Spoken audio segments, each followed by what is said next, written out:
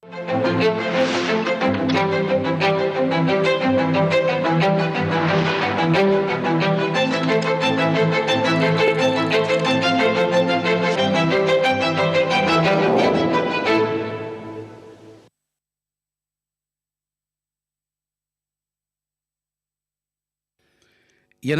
நாட்டுமக்களே, வணக்கம்.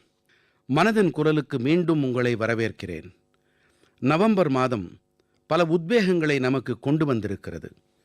சில நாட்கள் முன்பாகத்தான் நவம்பர் மாதம் 26ஆம் தேதியன்று அரசியலமைப்புச் சட்ட தினத்தன்று நாடாளுமன்றத்தின் மைய அரங்கில் சிறப்பு நிகழ்ச்சி ஒன்றுக்கு ஏற்பாடு செய்யப்பட்டிருந்தது. வந்தே மாதரத்தின் 150 ஆண்டுகள் ஆனதை ஒட்டி நாடு முழுவதிலும் நிகழ்ச்சிகள் மிகச் சிறப்பாகத் தொடங்கப்பட்டன. நவம்பர் மாதம் 25ஆம் தேதியன்று அயோத்தியின் ராமர் கோயிலில் தர்மக்கொடி ஏற்றப்பட்டது. இந்த நாளன்றுதான் குருக்ஷேத்திரத்தின் ஜோதிஷரிலே பாஞ்சஜன்ய நினைவிடம் மக்களுக்கு அர்ப்பணித்து வைக்கப்பட்டது. நண்பர்களே, சில நாட்கள் முன்பாகத்தான் நான் ஹைதராபாதிலே உலகின் மிகப்பெரிய என்ஜின் MRO வசதியை தொடக்கி வைத்தேன். அதாவது விமானங்களை பராமரித்து பழுது பார்த்து செப்பனிடும் துறையில் பாரதம் இந்த பெரிய அடியெடுப்பை எடுத்திருக்கிறது. கடந்த வாரங்களில் மும்பையிலே ஒரு நிகழ்ச்சியின் போது INS மாஹே கப்பல் இந்திய கப்பற்படையில் இணைக்கப்பட்டது. அதேபோல கடந்த வாரத்தில் பாரதத்தின் விண்வெளி சூழல் அமைப்புக்கு ஸ்கை ரூட்டின் இன்ஃபினிட்டி வளாகம் ஒரு தளம் அமைத்து கொடுத்தது. இது பாரதத்தின் புதிய எண்ணம், புதுமைகள் படைத்தல், இளைஞர்களின் சக்தி ஆகியவற்றை பிரதிபலிக்கிறது. நண்பர்களே, வேளாண் துறையிலும் கூட தேசம் புதிய சாதனைகளை படைத்திருக்கிறது. பாரதம் 357 மில்லியன் டன் உணவுப் பொருட்களோடு கூடவே ஒரு வரலாற்று சிறப்பான பதிவையும் ஏற்படுத்தி இருக்கிறது. 357 மில்லியன் டன். 10 ஆண்டுகள் முன்பான தரவுகளோடு ஒப்பிடும்போது பாரதத்தின் உணவுப் பொருள் உற்பத்தி 100 மில்லியன் டன் மேலும் அதிகரித்திருக்கிறது. விளையாட்டுக்கள் உலகிலேயும் கூட பாரதத்தின் கொடி உயர பறக்க விடப்பட்டது. சில நாட்களுக்கு முன்பு பாரதம் காமன்வெல்த் நாடுகளுக்கான விளையாட்டுக்களை நடத்தும் அறிவிப்பும் வெளியானது. இந்த சாதனைகள் தேசத்திற்குச் சொந்தமானவை, நாட்டு மக்களின் சொத்து.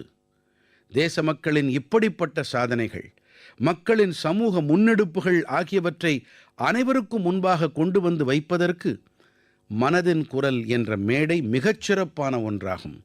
நண்பர்களே, மனதிலே முனைப்பு இருந்தால், சமூக சக்தியின் துணையோடு ஒரு குழுவாகச் செயலாற்றுவதிலே நம்பிக்கை இருந்தால், தோல்வியடைந்தாலும் மீண்டெழுந்து முயலும் துணிவு இருந்தால், மிக கடினமான காரியமும் கூட வெற்றி பெறும் என்பதில் சந்தேகமில்லை. நீங்கள் அப்படிப்பட்ட காலத்தை கற்பனை செய்து பாருங்கள். அப்போது செயற்கைக்கோள் இருக்கவில்லை, GPS முறை இருக்கவில்லை, திசை அறிதலுக்கான எந்த வசதிகளும் இருக்கவில்லை. அப்போதும் கூட நமது கடலோடிகள் பெரிய பெரிய கலன்களில் கடல் மீது பயணித்தார்கள், செல்ல தீர்மானித்த இடங்களுக்குச் சென்றார்கள். இப்போது கடல்களையெல்லாம் தாண்டி விண்வெளியின் கணக்கே இல்லாத உயரங்களை உலக நாடுகள் அளந்து கொண்டிருக்கின்றார்கள். அங்கேயும் கூட இதே பழைய சவால்கள்தாம். GPS முறை இல்லை, தகவல் பரிமாற்ற சாதனங்கள் இல்லை. அப்படி என்றால் நாம் எப்படி முன்னேற முடியும்? நண்பர்களே, சில நாட்கள் முன்பாக சமூக ஊடகங்களில் வலம் வந்து கொண்டிருந்த ஒரு காணொளி என் கவனத்தை கவர்ந்தது. இந்த காணொளி இஸ்ரோ அமைப்பின் ஒரு வித்தியாசமான ட்ரோன் போட்டி தொடர்பானது. நமது தேசத்தின் இளைஞர்கள், குறிப்பாக நமது ஜென்ஸியைச் சேர்ந்த இளைஞர்கள் செவ்வாய்க்கோள் போன்ற இடங்களில் ட்ரோனை இயக்கும் முயற்சிகளில் ஈடுபட்டு கொண்டிருப்பது அந்த காணொளியில் காண முடிந்தது. ட்ரோன்கள் எழும்பின, சில கணங்கள் நிதானமாக பறந்தன, பிறகு திடீரென்று நிலத்தில் வந்து விழுந்தன. ஏனென்று தெரியுமா? ஏனென்றால் எழும்பிய அந்த ட்ரோன்களுக்கு GPS அமைப்பின் துணை இருக்கவில்லை. செவ்வாய் கிரகத்திலே GPS சாத்தியமில்லை என்பதால் ட்ரோன்களுக்கு வெளியிலிருந்து எந்த சுட்டுதலோ வழிகாட்டுதலோ கிடைக்கவில்லை. ட்ரோன்கள் அவற்றுக்குள்ளிருந்த கேமரா மற்றும் மென்பொருள் துணையோடு பறக்க வேண்டியிருந்தது. அந்த சின்னஞ்சிறிய ட்ரோன்கள் நிலத்தின் வடிவங்களை புரிந்து கொள்ள வேண்டும், உயரங்களை அளக்க வேண்டும், தடைகளை அடையாளம் காண வேண்டும், பாதுகாப்பாக தரையிறங்குவதற்கான பாதையை தாமே தேர்ந்தெடுக்க வேண்டும். ஆகையால் தான் அவை ஒன்றன் பின் ஒன்றாக கீழே விழுந்து கொண்டிருந்தன. நண்பர்களே, இந்த போட்டியிலே புனேயைச் சேர்ந்த இளைஞர்களின் ஒரு குழுவால் ஓரளவுக்கு வெற்றி பெற முடிந்தது. அவர்களுடைய ட்ரோனுமே கூட கீழே விழுந்தது என்றாலும் அவர்கள் தோல்வியை ஒப்புக்கொள்ளவில்லை. பலமுறை முயற்சிகளுக்குப் பிறகு இந்த குழுவின் ட்ரோன் செவ்வாய் கிரக சூழ்நிலைகளில் சில நேரம் பறப்பதில் வெற்றி அடைந்தது. நண்பர்களே, இந்த காணொளியை காணும்போது என் மனதிலே மேலும் ஒரு காட்சி மலர்ந்தது. சந்திரயான் 2 நமது தொடர்புக்கு அப்பால் சென்ற கணம்தான் அது. அந்த நாளன்று தேசமெங்கும், குறிப்பாக விஞ்ஞானிகள் சில கண நேரங்களுக்கு ஏமாற்றத்தின் மொத்த உருவமானார்கள். ஆனால் நண்பர்களே, தோல்வி அவர்களை தடைப்படுத்தவில்லை. அதே நாளன்று அவர்கள் சந்திரயான் 3இன் வெற்றி கதையை எழுதத் தொடங்கிவிட்டார்கள். இந்த காரணத்தால் தான் சந்திரயான் 3 வெற்றிகரமாக தரையை தொட்டபோது அது வெறும் ஒரு பயணத்தின் வெற்றியாக மட்டுமில்லை, அது தோல்வியிலிருந்து வெளிப்பட்டு வந்த நம்பிக்கையின் வெற்றி. இந்த காணொளியில் தெரியும் இளைஞர்களின் கண்களில் எனக்கு அதே நம்பிக்கை தெரிகிறது. நமது இளைஞர்களின் முனைப்பையும் விஞ்ஞானிகளின் அர்ப்பணிப்பையும் ஒவ்வொரு முறை நான் பார்க்கும்போதும் எனக்குள்ளே உற்சாகம் ஊறுகிறது. இளைஞர்களின் இந்த முனைப்பு தான் வளர்ச்சியடைந்த பாரதத்தின் மிகப்பெரிய சக்தியாகும். எனக்கு பிரியமான நாட்டுமக்களே, தேனின் இனிமையை நீங்கள் அனைவரும் நன்கறிவீர்கள். ஆனால் இதன் பின்னணியில் எத்தனை பேரின் உழைப்பு இருக்கிறது, எத்தனை பாரம்பரியங்கள் இருக்கின்றன, இயற்கையோடு எத்தனை அழகான ஒத்திசைவு என்பது பல வேளைகளில் நமக்கு தெரிவதில்லை. நண்பர்களே, ஜம்மு காஷ்மீரத்தின் மலைப்பாங்கான பகுதிகளில் சுலாயி எனப்படும் வனத்துளசியின் மலர்களிலிருந்து இங்கே இருக்கும் தேனீக்கள் மிகச்சிறப்பான தேனை உருவாக்குகின்றன. இந்த தேன் வெண்மை நிறம் கொண்டது. இதை ராம்பன் சுலாயி தேன் என்று அழைக்கின்றார்கள். சில ஆண்டுகளுக்கு முன்பாகத்தான் இந்த ராம்பன் சுலாயி தேனுக்கு புவிசார் குறியீட்டு காப்புரிமை கிடைத்தது. இதன் பிறகு இந்த தேனுக்கு தேசமெங்கும் பிரத்யேகமான அடையாளம் ஏற்பட்டு வருகின்றது. நண்பர்களே, தெற்கு கனரா மாவட்டத்தின் புத்தூரின் தாவரங்கள் தேன் உற்பத்திக்கு மிகச் சிறப்பானவையாக கருதப்படுகின்றன. இங்கே கிராம ஜன்ய என்ற பெயர் கொண்ட விவசாயிகளின் அமைப்பு இந்த இயற்கை வளத்திற்கு புதிய திசையை அளித்து வருகின்றது. கிராம ஜன்ய அமைப்பானது இங்கே ஒரு நவீனமான பதப்படுத்தும் அலகை ஏற்படுத்தி பரிசோதனை கூடம், பாட்டிலில் இடுதல், சேமிப்பு மற்றும் டிஜிட்டல் முறை கண்காணிப்பு போன்ற வசதிகளை அதில் இணைத்துவிட்டது. இப்போது அதே தேனானது பிராண்ட் அமைக்கப்பட்ட உற்பத்தியாக ஆகி கிராமங்களிலிருந்து நகரங்கள் வரை சென்று சேர்கிறது. இந்த முயற்சியினால் 2500க்கும் மேற்பட்ட விவசாயிகளுக்கு ஆதாயம் கிடைத்திருக்கின்றது. நண்பர்களே, கர்நாடகத்தின் தும்குரு மாவட்டத்தில் சிவகங்கா காலஞ்சியா என்ற பெயர் கொண்ட அமைப்பின் முயற்சியும் கூட மிகவும் பாராட்டுக்குரியது. இவர்கள் வாயிலாக இங்கே ஒவ்வொரு உறுப்பினருக்கும் தொடக்கத்தில் 2 தேனீ பெட்டிகள் அளிக்கப்படுகின்றன. இப்படி செய்வதன் மூலம் அமைப்பானது பல விவசாயிகளை தனது இயக்கத்தில் இணைத்துவிட்டது. இப்போது அந்த அமைப்பில் இணைந்த விவசாயிகள் கூட்டாக தேன் உற்பத்தியில் ஈடுபடுகிறார்கள். மிகச் சிறப்பான முறையில் பேக்கேஜிங் செய்கிறார்கள். உள்நாட்டு சந்தைகள் வரை கொண்டு செல்லுகிறார்கள். இதனால் அவர்களுக்கு லட்சக்கணக்கான ரூபாய் வருமானம் கிடைக்கிறது. இப்படித்தான் நாகாலாந்தின் கிளிஃப் ஹனி ஹண்டிங் முறையும் கூட. நாகாலாந்தின் சோக்லாங்கன் கிராமத்தில் கியாமனி யாங்கன் பழங்குடியினர் பல நூறு ஆண்டுகளாக தேன் எடுக்கும் பணியில் ஈடுபட்டு வருகின்றார்கள். இங்கே தேனீக்கள் மரங்களில் அல்ல, உயரமான செங்குத்து பாறைகளில் தங்கள் இருப்பிடங்களை அமைக்கின்றன. ஆகையால் தேனை எடுக்கும் பணி மிகவும் ஆபத்து நிறைந்தது. அந்த வகையிலே இங்கே இருப்போர் தேனீக்களோடு இனிமையாக பேசுகிறார்கள், அவற்றின் அனுமதி பெறுகிறார்கள். இன்று தாங்கள் தேனை எடுக்க வந்திருப்பதாக முதலில் தெரிவித்த பிறகே தேனை எடுக்கிறார்கள். நண்பர்களே, இன்று பாரதத்தின் தேன் உற்பத்தியானது புதிய பதிவினை ஏற்படுத்தி வருகின்றது. 11 ஆண்டுகள் முன்பாக தேசத்தில் தேன் உற்பத்தி 76,000 மெட்ரிக் டன்னாக இருந்தது. இப்போது இது அதிகரித்து 1,50,000 லட்சம் மெட்ரிக் டன்னுக்கும் அதிகமாக ஆகியிருக்கிறது. கடந்த சில ஆண்டுகளிலே தேனின் ஏற்றுமதியும் கூட 3 மடங்குக்கும் அதிகமாக ஆகிவிட்டது. தேன் மிஷனுக்கு உட்பட்டு காதி கிராமோத்யோகம் கூட 2,25 லட்சத்திற்கும் அதிகமான தேனீ பெட்டிகளை விநியோகம் செய்திருக்கின்றது. இதனால் ஆயிரக்கணக்கானவர்களுக்கு வேலை வாய்ப்பிற்கான புதிய சந்தர்ப்பங்கள் கிடைத்திருக்கின்றன. அதாவது தேசத்தின் பல்வேறு பாகங்களில் தேனின் இனிமையும் அதிகரித்து வருகிறது. மேலும் இந்த இனிமை விவசாயிகளின் வருவாயையும் அதிகரித்து கொடுக்கிறது. எனக்கு பிரியமான நாட்டு மக்களே, ஹரியானாவின் குருக்ஷேத்திரத்திலே மகாபாரத போர் நடந்தது என்பதை நாம் அனைவரும் நன்கறிவோம். ஆனால் போரின் இந்த அனுபவத்தை இப்போது நீங்கள் எல்லோரும் அங்கே மகாபாரத அனுபவ மையத்திலே நேரடியாக அனுபவிக்கலாம். இந்த அனுபவ மையத்திலே மகாபாரதத்தின் சம்பவங்கள் முப்பரிமாண ஒலி காட்சியாகவும் டிஜிட்டல் உத்தி வாயிலாகவும் வெளிப்படுத்தப்படுகின்றது. நவம்பர் மாதம் 25ஆம் தேதியன்று நான் குருக்ஷேத்திரம் சென்றபோது இந்த அனுபவ மையத்தின் அனுபவம் என்னை ஆனந்தத்தால் நிரப்பிவிட்டது. நண்பர்களே, குருக்ஷேத்திரத்தின் பிரம்ம சரோவரில் ஏற்பாடு செய்யப்பட்டிருந்த சர்வதேச கீதை மகோத்சவத்தில் பங்கெடுப்பது எனக்கு மிகச் சிறப்பானதாக இருந்தது.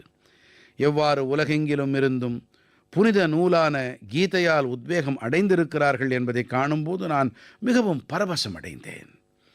இந்த மகோத்சவத்திலே ஐரோப்பா மற்றும் மத்திய ஆசியா உள்ளிட்ட உலகின் பல நாடுகளிலிருந்தும் வந்தவர்கள் பங்கெடுத்து கொண்டார்கள். இந்த மாத தொடக்கத்திலே சவுதி அரேபியாவிலே முதன்முறையாக ஒரு பொது மேடையில் கீதை வாசிக்கப்பட்டது. ஐரோப்பாவின் லாட்வியாவிலும் கூட ஒரு நினைவில் கொள்ளத்தக்க கீதை மகோத்சவத்திற்கு ஏற்பாடு செய்யப்பட்டிருந்தது. இந்த மகோத்சவத்திலே லாட்வியா, எஸ்டோனியா, லித்துவானியா, அல்ஜீரியா ஆகிய நாடுகளைச் சேர்ந்த கலைஞர்கள் பெரும் உற்சாகத்தோடு கலந்து கொண்டார்கள். நண்பர்களே, பாரதத்தின் உயர்வான கலாச்சாரத்திலே அமைதி, கருணை ஆகிய உணர்வுகள் மிக உயர்வானவையாக இருக்கின்றன. 2ஆம் உலகப் போரினை கற்பனை செய்து பாருங்கள். எங்கும் அழிவின் பயங்கரமான கோரத்தாண்டவம். இப்படிப்பட்ட கடினமான சூழ்நிலையில் குஜராத்தின் நவா நகரின் ஜாம் சாஹப் மகாராஜா திக்விஜய் சிங் அவர்கள் புரிந்த மிக உயர்வான காரியம் இன்றும் கூட நமக்கு உள்ளெழுச்சி அளித்து வருகின்றது. அந்த காலத்திலே ஜாம் சாஹப் போருக்கான கூட்டு பற்றியோ போரின் உத்திகள் பற்றியோ சிந்தித்துக் கொண்டிருக்கவில்லை. மாறாக இந்த உலகப் போருக்கு இடையே போலந்து நாட்டின் யூத குழந்தைகளுக்கு எப்படி பாதுகாப்பு அளிப்பது என்ற கவலையில் இருந்தார். அவர் குஜராத்திலே ஆயிரக்கணக்கான குழந்தைகளுக்கு அடைக்கலம் அளித்து புதுவாழ்வு தந்தார். இது இன்றும் கூட ஒரு உதாரணமாக திகழ்கிறது. சில நாட்கள் முன்பாக தெற்கு இஸ்ரேலின் மோஷாவ் நேவாதிமிலே ஜாம் சாஹிப்பின் உருவச்சிலை திறந்து வைக்கப்பட்டது. கடந்த ஆண்டு போலந்தின் வார்சாவிலே ஜாம் சாஹிப்பின் நினைவு சின்னத்திலே நினைவு மலர்களை காணிக்கையாக்கும் பேர் எனக்கு கிடைத்தது. அந்த கணம் என்னால் மறக்க முடியாத ஒன்று. என் கனிவான நாட்டு மக்களே, சில நாட்கள் முன்பாக இயற்கை வேளாண்மை பற்றிய ஒரு பெரிய மாநாட்டிலே பங்கெடுக்க நான் கோயம்புத்தூர் சென்றிருந்தேன். தென் பாரதத்திலே இயற்கை வேளாண்மை தொடர்பாக நடைபெற்று வரும் முயற்சிகளை பார்க்கும்போது மிகவும் நான் கவரப்பட்டேன். பல இளைஞர்கள், மெத்தப் படித்த தொழில் வல்லுநர்கள் இப்போது இயற்கை வேளாண் துறையை ஏற்றுக்கொண்டு வருகின்றார்கள். அங்கே இருக்கும் விவசாயிகளோடு நான் உரையாடினேன். அவர்களின் அனுபவத்தை அறிந்து கொண்டேன். இயற்கை வேளாண்மை என்பது பாரதத்தின் பண்டைய பாரம்பரியங்களின் அங்கமாக இருந்து வந்திருக்கிறது. இந்த பூமித்தாயை காத்தளிக்க நாம் இதற்கு தொடர்ந்து ஆதரவு அளித்து வர வேண்டும் என்பது நம் அனைவரின் கடமையாகும். நண்பர்களே, உலகின் மிகப் பழமையான மொழி, உலகின் மிகவும் தொன்மையான நகரங்களிலே ஒரு நகரம் என்ற இந்த இரண்டின் சங்கமம் என்பது எப்போதுமே மிகவும் அற்புதமானதாக இருக்கும். நான் காசி தமிழ்ச் சங்கமம் பற்றித்தான் பேசுகிறேன். டிசம்பர் மாதம் 2ஆம் தேதியன்று காசியின் நமோ காட்டிலே காசி தமிழ்ச் சங்கமத்தின் 4ஆம் பதிப்பு தொடங்கப்பட இருக்கின்றது. இந்த முறைக்கான காசி தமிழ்ச் சங்கமத்தின் மையக்கரு மிகவும் சுவாரஸ்யமானது. தமிழ் கற்கலாம் என்பதே அது. யாருக்கெல்லாம் தமிழ் மொழி மீது ஈடுபாடு இருக்கிறதோ அவர்களுக்கெல்லாம் காசி தமிழ்ச் சங்கமம் மகத்துவம் வாய்ந்த ஒரு மேடையாக ஆகியிருக்கிறது. காசிவாழ் மக்களிடம் எப்போது பேசினாலும் காசி தமிழ்ச் சங்கமத்தின் அங்கமாக ஆவது அவர்களுக்கு இனிமையானதாக இருப்பதாகவே அவர்கள் கூறுகிறார்கள். இங்கே அவர்களுக்கு புதிய கற்றல், புதியவர்களோடு பழகுதல் ஆகியவற்றுக்கான சந்தர்ப்பம் கிடைப்பதாகச் சொல்லுகிறார்கள். இந்த முறையும் கூட காசிவாசிகள் பெரும் உற்சாகத்தோடும் ஆர்வத்தோடும் தமிழ்நாட்டிலிருந்து வரக்கூடிய தங்களுடைய சகோதர சகோதரிகளை வரவேற்க மிகவும் ஆர்வத்தோடு இருக்கின்றார்கள். காசி தமிழ்ச் சங்கமத்தில் நீங்களும் கலந்து கொள்ளுங்கள் என்று நான் உங்கள் அனைவரிடத்திலும் வேண்டிக் கொள்ளுகிறேன். அதோடு கூடவே இப்படிப்பட்ட மேலும் மேடைகளை பற்றி சிந்தியுங்கள். இதன் வாயிலாக ஒரே பாரதம் உன்னத பாரதம் என்ற உணர்வு மேலும் பலப்படும். இந்த இடத்திலே நான் மீண்டும் ஒரு முறை கூற விரும்புகிறேன். தமிழ் கலாச்சாரம் உயர்வானது, தமிழ் மொழி உயர்வானது, தமிழ் இந்தியாவின் பெருமிதம். எனதருமை நாட்டுமக்களே, பாரதத்தின் பாதுகாப்பு அமைப்புக்கு பலம் கிடைத்திருக்கிறது எனும்போது இந்தியர்கள் அனைவருக்கும் இது பெருமிதம் தானே. கடந்த வாரம் மும்பையிலே INS மாஹே போர்க்கப்பலானது இந்திய கப்பற்படையோடு இணைக்கப்பட்டது. சிலர் இதன் உள்நாட்டு வடிவமைப்பு குறித்து நிறைய விவாதங்களில் ஈடுபட்டார்கள். அதே வேளையில் புதுச்சேரி மற்றும் மலபார் கரையோர பகுதி வாழ் மக்கள் இதன் பெயர் குறித்து சந்தோஷப்பட்டார்கள். மாஹே என்ற இதன் பெயர் மிகுந்த வளமான வரலாற்று பாரம்பரியம் இருக்கும் ஒரு இடத்தின் பெயராகும். கேரளா மற்றும் தமிழ்நாட்டின் பலர் இந்த பெயர் தொடர்பாக ஒன்றை கூர்ந்து கவனித்தார்கள். இந்த போர்க்கப்பலின் மேல் முனை அல்லது முகடு உருமி மற்றும் களரிப்பயட்டுவின் பாரம்பரியமான வளைவான வாளை போல காணப்படுகிறது. நமது கடற்படை மிக விரைவாக தற்சார்பு நிலையை நோக்கி முன்னேறி வருகிறது என்பது நாம் அனைவரும் பெருமைப்பட வேண்டிய விஷயம். டிசம்பர் 4ஆம் தேதியன்று நாம் கடற்படை தினத்தை கொண்டாட இருக்கிறோம்.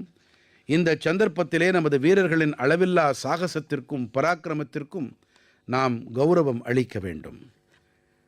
நண்பர்களே, யாரெல்லாம் கடற்படையோடு தொடர்புடைய சுற்றுலாவில் நாட்டமுடையவர்களோ அவர்களிடம் ஒன்று கூற விரும்புகிறேன். நமது தேசத்திலே நாம் நிறைய கற்கக்கூடிய பல இடங்கள் இருக்கின்றன. தேசத்தின் மேற்கு கரையிலே குஜராத்தின் சோம்நாத்துக்கு அருகிலே தீவ் என்றதொரு மாவட்டம் இருக்கிறது. தீவிலே INS குக்ரிக்கு அர்ப்பணிக்கப்பட்ட குக்ரி நினைவகம் மற்றும் அருங்காட்சியகம் இருக்கின்றது. அதே போல கோவாவிலே நேவல் ஏவியேஷன் மியூசியம் இருக்கிறது. இது ஆசியாவிலே மிகவும் தனித்தன்மை வாய்ந்த அருங்காட்சியகமாகும். ஃபோர்ட் கொச்சியின் INS துரோணாச்சாரியாவின் இந்தியன் நேவல் மேரிடைம் மியூசியம் இருக்கிறது. இங்கே நமது தேசத்தின் கடல்சார் வரலாறும் இந்திய கடற்படையின் பரிணாம வளர்ச்சி பற்றியும் பார்க்கலாம். ஸ்ரீ விஜயபுரம் என்ற அன்னாளைய போர்ட் பிளேரிலே சமுத்ரிகா என்ற நேவல் மரைன் மியூசியம் இருக்கிறது. அந்த பகுதியின் வளமான வரலாற்றை நம் கண்முன்னே அது கொண்டு வந்து நிறுத்துகிறது. கார்வாரில் ரவீந்திரநாத் டகோர் கடற்கரையிலே போர்க்கப்பல் அருங்காட்சியகத்திலே ஏவுகணைகள், ஆயுதங்கள் ஆகியவற்றின் மாதிரிகள் வைக்கப்பட்டிருக்கின்றன. விசாகப்பட்டினத்திலும் கூட ஒரு நீர்மூழ்கி கப்பல், ஹெலிகாப்டர் மற்றும் விமான அருங்காட்சியகம் இருக்கின்றது. இது இந்திய கடற்படையோடு இணைந்தது. நீங்கள் இந்த அருங்காட்சியகங்களுக்கு சென்று கண்டிப்பாக பாருங்கள் என்று உங்கள் அனைவரிடமும், குறிப்பாக இராணுவ வரலாற்றிலே பிரியம் உள்ளவர்களிடம் கேட்டுக்கொள்ளுகிறேன். என் மனம் நிறை நாட்டு மக்களே, குளிர்காலம் வந்துவிட்டது. கூடவே குளிர்காலத்தோடு தொடர்புடைய சுற்றுலாவுக்கான சமயமும் வந்துவிட்டது. உலகின் பல நாடுகள் குளிர்காலத்தில் நடக்கும் சுற்றுலாவையும் பனிக்கால சுற்றுலாவையும் தங்களுடைய பொருளாதாரத்தின் மிகப்பெரிய ஆதாரமாக ஆக்கியிருக்கின்றார்கள். பல நாடுகளில் உலகின் மிகவும் வெற்றிகரமான பனிக்கால கொண்டாட்டம் மற்றும் பனிக்கால விளையாட்டுகளின் மாதிரியாக ஆக்கியிருக்கிறார்கள். இந்த நாடுகள் பனிச்சறுக்கு, பனியில் நெடும் பயணம் மேற்கொள்வது, பனிபடர்ந்த மலைகளில் ஏறுவது மற்றும் குடும்ப பனிப்பூங்காக்கள் போன்ற அனுபவங்களை தங்களுடைய அடையாளமாகவே ஆக்கிக் கொண்டிருக்கின்றன. இவர்கள் தங்களுடைய பனிக்கால கொண்டாட்டங்களையும் கூட உலகளாவிய ஈர்ப்பாக மாற்றியிருக்கின்றார்கள். நண்பர்களே, நமது தேசத்திலும் கூட பனிக்கால சுற்றுலாவுக்கான அனைத்து சாத்தியக்கூறுகளும் இருக்கின்றன. நம்மிடத்திலே மலைகளும் இருக்கின்றன, கலாச்சாரமும் இருக்கிறது, அதோடு சாகசத்திற்கான எல்லையில்லா வாய்ப்புகளும் இருக்கின்றன. இப்போதெல்லாம் உத்தராகண்டிலே பனிக்கால சுற்றுலாவானது மக்களை மிகவும் கவர்ந்து வருகிறது. குளிர்காலத்திலே ஔலி, முனஸ்யாரி, சோப்டா, டேயாரா போன்ற இடங்களில் மிகவும் பிரபலமாகி வருகிறது. சில வாரங்கள் முன்புதான் பித்தோர்கட் மாவட்டத்தின் 14,500 அடி உயரத்திலே ஆதி கைலாசத்திலே மாநிலத்தின் முதல் high altitude ultra run marathon போட்டிக்கு ஏற்பாடு செய்யப்பட்டிருந்தது. நம்முடைய தேசத்தின் 18 மாநிலங்களிலிருந்து 750க்கும் அதிகமான தடகள வீரர்கள் இதில் கலந்து கொண்டார்கள். 60 கிலோமீட்டர் நீளமான ஆதி கைலாச சுற்று ஓட்டம் உறைய வைக்கும் குளிரிலே காலை 5 மணிக்கு தொடங்கியது. இத்தனை குளிரை தாண்டி மக்களின் உற்சாகத்தை சொல்லி மாளாது. ஆதி கைலாச யாத்திரையிலே 3 ஆண்டுகள் முன்பு வெறும் 2000க்கும் குறைவான சுற்றுலா பயணிகளே வந்திருந்தார்கள். இப்போது இந்த எண்ணிக்கை 3000க்கும் அதிகமாக ஆகிவிட்டது. நண்பர்களே, சில வாரங்களிலே உத்தராகண்டின் பனிக்கால விளையாட்டுகளுக்கான ஏற்பாடுகளும் நடந்துவிடும். நாடெங்கிலும் இருந்து விளையாட்டு வீரர்கள், சாகச பிரியர்கள், விளையாட்டுகளோடு தொடர்புடையவர்கள் மத்தியில் ஏகப்பட்ட உற்சாகம். ஸ்கீயிங், ஸ்னோபோர்டிங் என்ற இருவகை பனிச்சறுக்காகட்டும், பனி மீது நடைபெறும் பல வகையான விளையாட்டுகளுக்குமான தயாரிப்புகள் தொடங்கிவிட்டன. உத்தராகண்டின் பனிக்கால சுற்றுலாவுக்கு ஊக்கமளிக்க வேண்டி இணைப்பு மற்றும் உள்கட்டமைப்பின் மீது கவனம் செலுத்தப்படுகிறது. தங்கு விடுதிகள் தொடர்பாக புதிய கொள்கை திட்டம் உருவாக்கப்பட்டிருக்கிறது. நண்பர்களே, குளிர்காலத்தில் இந்தியாவில் திருமணம் செய்வது என்ற இயக்கம் கூட வித்தியாசமான கொண்டாட்டமாக ஆகி வருகிறது. குளிர்காலத்தின் அருமையான வெயிலாகட்டும், மலையிலிருந்து இறங்கும் மேகக்கூட்டமாகட்டும், டெஸ்டினேஷன் வெட்டிங்கிற்காக மலைகளும் கூட இப்போது மிகவும் பிரபலமாகி வருகின்றன. பல திருமணங்கள் குறிப்பாக கங்கை கரையிலே நடக்கின்றன. நண்பர்களே, குளிர்காலத்தின் இந்த நாட்களில் ஹிமாலயத்தின் பள்ளத்தாக்குகள் தரும் அனுபவம் நம் வாழ்க்கை முழுவதும் நம்மோடு இருப்பவையாக இருக்கின்றன. நீங்கள் இந்த குளிர்காலத்தில் எங்காவது செல்ல வேண்டும் என்று நினைக்கிறீர்கள் என்று சொன்னால் ஹிமாலயத்தின் பள்ளத்தாக்குகளை உங்களுடையதாக்கிக் கொள்ளுங்கள். நண்பர்களே, சில வாரங்கள் முன்பாக நான் பூட்டான் சென்றிருந்தேன். இப்படிப்பட்ட பயணங்களின் போது பல வகையான உரையாடல்கள், விவாதங்கள் நடத்தும் சந்தர்ப்பம் கிடைக்கிறது. என்னுடைய இந்த பயணத்தின் போது பூட்டானின் அரசர், இதற்கு முன்பு அரசராக இருந்த தற்போதைய அரசரின் தந்தை, இந்த நாட்டின் பிரதமர், இன்னும் பிறரை நான் சந்தித்தேன். இவற்றின் போது அனைவர் கூறுவதையும் கவனமாக கேட்டுக்கொண்டேன். அனைவரும் அங்கே பௌத்த நினைவுப் பொருட்கள், அதாவது பகவான் புத்தரின் புனிதமான பொருட்களை அனுப்பியமைக்காக இந்தியர்களுக்கு நன்றி தெரிவித்தார்கள். இதை நான் கேட்டபோது என் இதயத்தில் ஆனந்தமும் பெருமிதமும் பொங்கின. நண்பர்களே, பகவான் புத்தரின் பவித்திரமான எச்சங்கள் தொடர்பாக வேறு பல நாடுகளிலும் கூட இதே போன்ற உற்சாகத்தை என்னால் காண முடிந்தது. கடந்த மாதம்தான் தேசிய அருங்காட்சியகத்திலிருந்து இந்த புனிதமான பொருட்கள் ரஷ்யாவின் கல்மீகியாவிற்கு கொண்டு போகப்பட்டன. இங்கே பௌத்த சமயத்திற்கு சிறப்பான மகத்துவம் இருக்கிறது. ரஷ்யாவின் தொலைவான பகுதிகளிலிருந்தெல்லாம் அதிக எண்ணிக்கையில் இவற்றை தரிசிக்க வந்தார்கள் என்று என்னிடம் கூறினார்கள். இந்த புனிதமான பொருட்கள் மங்கோலியா, வியட்நாம் மற்றும் தாய்லாந்திற்கு கூட கொண்டு செல்லப்பட்டன. அனைத்து இடங்களிலும் அதிக எண்ணிக்கையில் வரும் மக்களின் பெரும் உற்சாகத்தை காண கண்கோடி வேண்டும். இவற்றை தரிசிக்க தாய்லாந்தின் அரசரே கூட வந்திருந்தார். உலகெங்கிலும் பகவான் புத்தரின் பவித்திரமான பொருட்களிடம் இந்த வகையான ஆழமான இணைவினை காணும்போது மனதில் உணர்ச்சிகள் கொப்பளிக்கின்றன.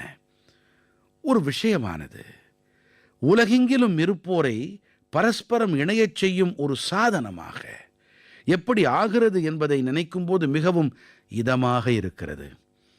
என் உளம் நிறை நாட்டுமக்களே, நான் உங்களிடத்திலே எப்போதுமே உள்ளூர் பொருட்களுக்கு குரல் கொடுப்போம் என்ற மந்திரத்தை உங்களிடம் நிரந்தரமாக இருத்திக் கொள்ளுங்கள் என்று கூறியிருக்கிறேன். சில நாட்கள் முன்பாகத்தான் G20 உச்சி மாநாட்டின் போது உலகின் பல தலைவர்களுக்கு நினைவுப் பரிசு வழங்குவது எனும்போது இதே மந்திரம் கடைபிடிக்கப்பட்டது. நாட்டு மக்கள் சார்பாக உலகத் தலைவர்களுக்கு நான் அளித்த நினைவுப் பரிசிலே இந்த விஷயம் குறிப்பாக கவனத்தில் கொள்ளப்பட்டது. G20 போது நான் தென்னாப்பிரிக்க குடியரசுத் தலைவருக்கு நடராஜர் திருவுருவத்தின் வெண்கலச் சிலையை அளித்தேன். இது தமிழ்நாட்டின் தஞ்சாவூரின் கலாச்சார பாரம்பரியத்தோடு இணைந்த சோழர்களின் சிற்பக்கலையின் அற்புதமான எடுத்துக்காட்டு. கனடா நாட்டின் பிரதமருக்கு வெள்ளியாலான குதிரையின் மாதிரி அளிக்கப்பட்டது. இது ராஜஸ்தானத்தின் உதய்பூரின் நேர்த்தியான சிற்பக்கலையை காட்சிப்படுத்துவதாக இருந்தது. ஜப்பானிய பிரதமருக்கு வெள்ளியாலான புத்தரின் திருவுருவச் சிலை அளிக்கப்பட்டது. இதிலே தெலங்கானா மற்றும் கரீம் நகரின் புகழ்மிக்க வெள்ளி கைவினைத்திறன் மிக நுணுக்கமாக பொறிக்கப்பட்டிருந்தது. இத்தாலியின் பிரதமருக்கு மலர்கள் வடிவிலான வெள்ளியாலான முகம் பார்க்கும் கண்ணாடி அளிக்கப்பட்டது. இதுவுமே கூட கரீம் நகரின் பாரம்பரியமான உலோகச் சிற்பக்கலையை காட்சிப்படுத்துகிறது. ஆஸ்திரேலிய பிரதமருக்கு நான் பித்தளை உருளியை பரிசாக அளித்தேன். இது கேரளத்தின் மன்னாரின் சிறப்பான கலைப்படைப்பாகும்.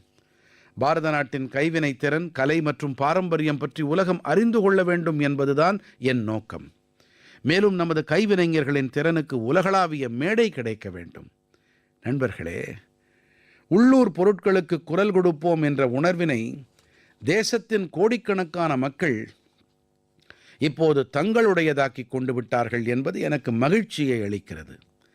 இந்த ஆண்டு பண்டிகைகளுக்காக சந்தைகளில் வாங்கச் சென்றபோது ஒரு விஷயத்தை நீங்கள் கண்டிப்பாக உணர்ந்திருக்கலாம். மக்களின் விருப்பம் மேலும் வீடுகளுக்கு வரும் பொருட்களில் தெளிவான ஒரு அறிகுறி காணப்பட்டது. அதாவது தேசம் சுதேசியை நோக்கி திரும்பிக் கொண்டிருக்கிறது. பாரத நாட்டில் உற்பத்தியாகும் பொருட்களை மக்கள் மனதார தேர்ந்தெடுத்தார்கள். இந்த மாற்றத்தை சின்ன சின்ன கடைக்காரர்களும் கூட உணர்ந்தார்கள். இந்த முறை இளைஞர்கள் தாம் உள்ளூர் பொருட்களுக்கு குரல் கொடுப்போம் இயக்கத்திற்கு வேகம் அளித்தார்கள். வரவிருக்கும் சில நாட்களில் கிறிஸ்துமஸ் மற்றும் புத்தாண்டு தொடர்பான வாங்குதல் என்ற புதிய சுற்று தொடங்கிவிடும். உள்ளூர் பொருட்களுக்கு குரல் கொடுப்போம் என்ற மந்திரத்தை மறந்து விடாதீர்கள் என்பதை நான் உங்களுக்கு மீண்டும் நினைவுபடுத்துகிறேன். தேசத்தில் தயாரிக்கப்பட்டதை மட்டுமே வாங்குங்கள். நமது நாட்டு மக்களின் உழைப்பு இருப்பனவற்றை மட்டுமே விற்பனை செய்யுங்கள். எனதருமை நாட்டு மக்களே, பாரத நாட்டு விளையாட்டுக்களை கணக்கில் எடுத்துக்கொண்டால் இந்த மாதம் சூப்பர் ஹிட் என்றே சொல்ல வேண்டும். பாரத நாட்டு பெண்கள் அணி ICC பெண்கள் உலகக் கோப்பையை வென்றதோடு இந்த மாதம் தொடங்கியது. ஆனால் அதன் பிறகு களத்திலே மேலும் பல செயல்பாடுகளை பார்க்க முடிந்தது. சில நாட்கள் முன்புதான் டோக்கியோவிலே கேட்டல் குறைபாடு உடையோருக்கான ஒலிம்பிக் பந்தயங்கள் நடைபெற்றன. அதிலே பாரதம் இதுவரை சாதித்திராத அளவுக்கு போட்டியிட்டு 20 பதக்கங்களை ஜெயித்திருக்கிறது. நமது வீராங்கனைகளும் கூட கபடிக்கான உலகக் கோப்பையை வென்று வரலாறு படைத்தார்கள். ஒட்டுமொத்த போட்டியிலுமே அவர்கள் சிறப்பாக செயல்பட்டது நாட்டு மக்கள் அனைவரின் மனங்களையும் கொள்ளை கொண்டது. உலக குத்துச்சண்டை போட்டிகளின் இறுதிப் போட்டியிலும் கூட நமது வீரர்களின் செயல்பாடு அற்புதமாக இருந்தது. அங்கும் அவர்கள் 20 பதக்கங்களை வென்றார்கள். நண்பர்களே, எது அதிகமாக பேசப்பட்டு வருகிறது என்றால், நமது பெண்களின் குழுவானது பார்வைத்திறன் குன்றியவர்களுக்கான கிரிக்கெட் உலகக்கோப்பையின் வெற்றிதான். பெரிய விஷயம் என்னவென்றால், நமது இந்த குழுவானது எந்த ஒரு ஆட்டத்திலும் தோற்கவில்லை. இந்த பந்தயத்தையே வெற்றி கொண்டார்கள். நாட்டு மக்கள் அனைவரும் இந்த குழுவின் அனைத்து வீராங்கனைகள் குறித்து பெருமிதம் கொள்ளுகிறார்கள். நானும் அந்த குழுவினரை பிரதமர் இல்லத்திலே சந்தித்தேன். உண்மையிலேயே இந்த குழுவின் நம்பிக்கை, அவர்களுடைய பேரார்வம் ஆகியவை நமக்கு நிறைய கற்றலை அளிக்கிறது. இந்த வெற்றி நமது விளையாட்டு சரித்திரத்தின் மிகப்பெரிய வெற்றிகளில் ஒன்று. இது அனைத்து இந்தியர்களுக்கும் கருத்தூக்கமாக இருந்து வரும்.